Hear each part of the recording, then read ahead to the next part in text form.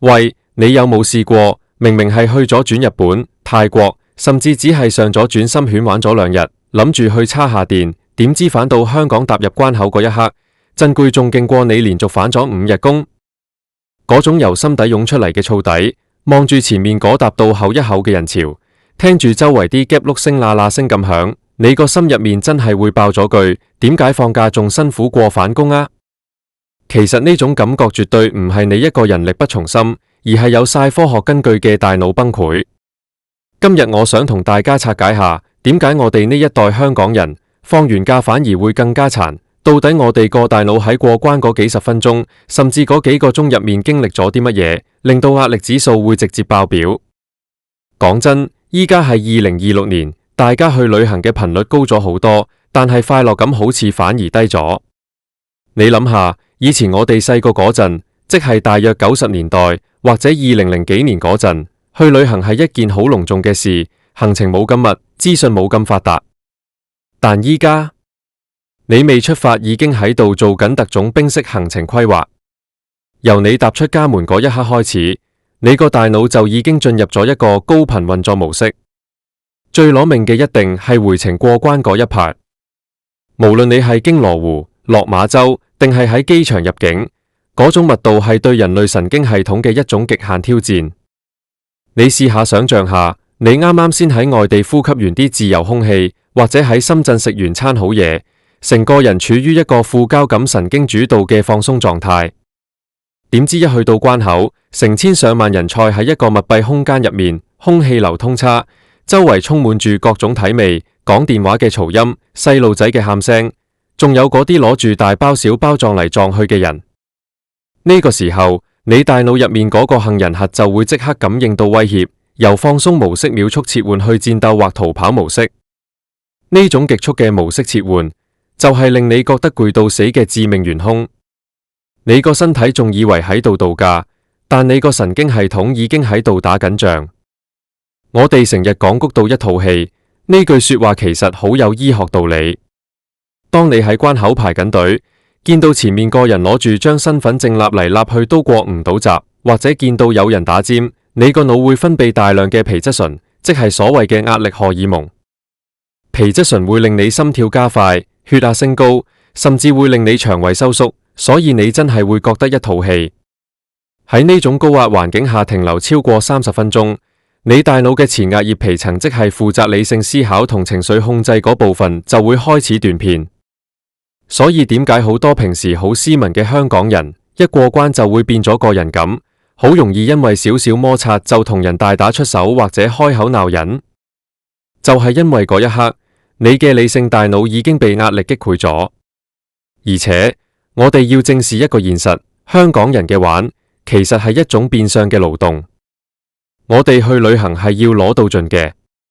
如果你係20幾歲、30幾歲嗰陣，可能體力仲撐得到，但如果你去到40幾歲、50幾歲，你仲用緊嗰種每日行3萬步嘅方式去旅行，你個大腦其實係一直處於超負荷狀態。好多人話去深圳係消費降級、享受升級，但其實你花喺排隊、揾路、應付電子支付系統上面嘅認知資源係非常之多嘅。你諗下，由你決定返香港嗰一刻開始，你就要處理幾點去口岸，坐咩車，會唔會塞車，過關要排幾耐，返到屋企幾點，聽日返工啲嘢搞掂未？呢啲全部都係壓力源。當呢啲資訊喺短時間內轟炸你個腦，你就會出現決策疲勞。最致命嘅係，香港呢個城市嘅節奏係完全唔容許你有一個緩衝期。好多人係星期日晚11、2點先返到屋企，執完個 gap，瞓得嗰幾個鐘，星期一朝早8、9點又要返到公司。呢種由極度放鬆到極度緊繃嘅無縫銜接，對大腦嚟講簡直係一場災難。科學研究顯示，大腦需要大約24到48個鐘去適應環境嘅轉變。如果你連呢幾十個鐘都唔俾佢，你個腦就會停留喺一種當機嘅狀態，令你星期一返工嗰陣好似行屍走肉咁。我哋仲要講下個視覺壓力。香港嘅空間咁係全世界數一數二咁壓抑嘅。當你由一個空間感比較大嘅地方，突然返到嚟呢個密質質嘅關口，同埋之後嗰段擁擠嘅東鐵線或者巴士路程，你嘅視覺系統會不斷向大腦發送危險、太近、避開嘅信號。呢啲信號係潛意識嘅，你未必察覺到，但佢會不斷消耗你嘅能量。所以點解返香港仲攰過返工？因為返工係一種有預期嘅消耗，你個腦一早已經武裝好晒。但係放假返嚟嘅攰，係一種防禦崩潰後嘅突襲。你喺最脆弱嘅時候，遇上咗最惡劣嘅過關環境同埋最壓抑嘅城市節奏。要解決呢個問題，我哋唔可以單靠體力，而係要學識點樣心理過關。首先，你要接受一個現實，過關嗰一刻，你係冇辦法掌控環境嘅，你唯一可以掌控嘅係你嘅感官輸入。呢個時候，降噪耳機或者一對靜音耳塞就係你嘅保命符，減少聽覺刺激，可以有效降低杏仁核嘅活躍度。其次，唔好將行程排到最後一秒。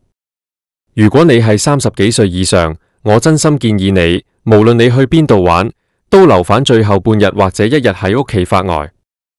呢段時間唔係浪費，而係俾你個大腦進行系統復原。最後，我哋要重新定義乜嘢叫做玩。如果玩嘅代價係要經歷一場令人崩潰嘅過關大戰，同埋之後幾日嘅身心疲憊，咁我哋係咪應該反思下我哋呢種趕集式嘅旅遊文化？其實大腦壓力爆煲嘅致命元兇，唔單止係嗰個擁擠嘅關口，仲有我哋嗰種唔想輸、要攞盡、唔識停嘅香港人性格。喺2026呢個咁快嘅時代，學識點樣慢落嚟返屋企，可能先係最高級嘅旅遊智慧。下一次，當你又喺關口排緊隊，感覺到火都嚟緊嘅時候，試下深呼吸，同自己講一聲，呢啲都係化學反應，我個腦只係喺度保護緊我。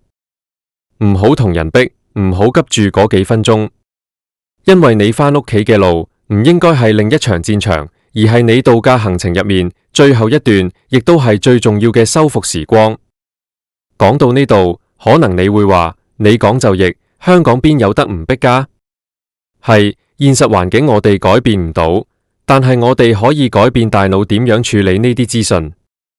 好多人喺過關嗰陣，對眼係不斷周圍望下邊條隊快啲，望下邊個人行得慢，呢種視覺搜索其實係極度急使大腦能量。如果你可以將注意力集中喺自己嘅呼吸，或者聽一段舒服嘅 podcast， 你嘅心跳起碼可以降返低10零次。我見過好多人20幾歲嗰陣去旅行可以2日1夜快閃，完全冇問題。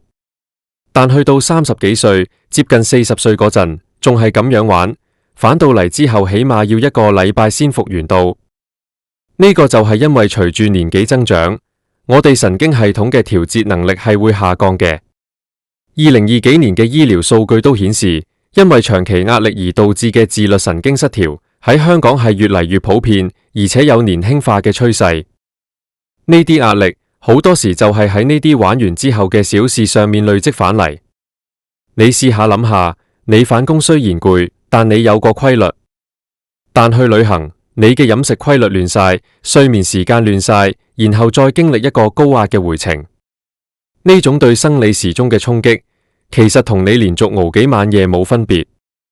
所以下次玩完返嚟覺得攰，唔好怪自己體力差，要怪就怪我哋個大腦太過敏感，而呢個城市又太過嘈雜。希望大家下次過關嗰陣，可以平平安安、舒舒服服咁返到屋企，唔好再谷到一肚氣，因為你嘅大腦值得擁有一個真正嘅假期。既然講開大腦壓力，我哋不如再深挖一下，點解我哋喺2026呢個年代，比起10年前、20年前，過關會覺得更加壓抑？以前可能排隊排得耐啲，但係以前啲人好似冇咁燥。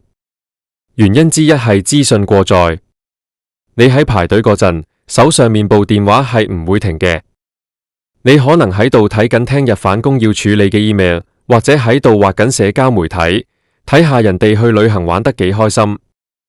呢種比較心理同埋預期焦慮，令到你雖然身體喺關口排緊隊，但你個腦已經喺公司坐緊，或者喺第二個地方玩緊。你冇辦法安於當下，呢種精神分裂式嘅狀態係極之消耗神經元嘅能量。而且依家嘅關口設計雖然多咗好多科技，好似道、人臉識別咁，但呢啲科技其實帶嚟咗另一種隱形壓力。你喺過嗰啲閘機嗰陣，係咪會有一種莫名嘅緊張感？驚佢感應唔到，驚自己企錯位，驚後面個人等得唔耐煩。呢種要配合機器嘅心理壓力，比起以前對住個人入境處職員，其實係更加機械化同冷冰冰，令人更加容易覺得疏離同煩躁。再講下空間心理學。喺香港，我哋嘅私人空間長期被壓縮。科學家發現，當一個人嘅私人空間被侵犯，即係同陌生人嘅距離短過50厘米超過一定時間，大腦入面嘅恐懼中心就會自動開啟。你試諗下，喺落馬洲或者羅湖嗰啲黃線位，你同前後左右嘅人距離有幾近？係基本上係貼住嚟行。你嘅大腦喺嗰一個鐘入面係不斷咁發出警報，有人侵入，有人侵入。但你又要強迫自己忍受呢種長期嘅自我壓抑，就係你過完關之後覺得成身骨痛、心力交瘁嘅主因。仲有一點，香港人有一種好得意嘅效率強迫症。我哋唔單止返工要快，連放假都要快。去轉心犬，要計住由屋企出發到食到第一啖酸菜魚要用幾多分鐘。如果中間遲咗5分鐘，我哋就會開始焦慮。呢種對時間嘅極度敏感，令到我哋連玩都好似趕緊 deadline 咁。當你帶住呢種心情去過關，只要個關口有一絲唔順暢，你個情緒就會好似火山爆發咁。我哋甚至可以講下多巴胺衰退。去旅行、食好嘢、買嘢，係會令大腦分泌大量多巴胺，令你覺得好興奮、好開心。但多巴胺係有回饋機制嘅，當興奮過後，你嘅多巴胺水平會跌到低過平常值。而呢個多巴胺谷底，偏偏就發生喺你回程過關嗰一刻。所以你唔單止係生理上攰，你喺化學層面上亦都係處於一個情緒低落期。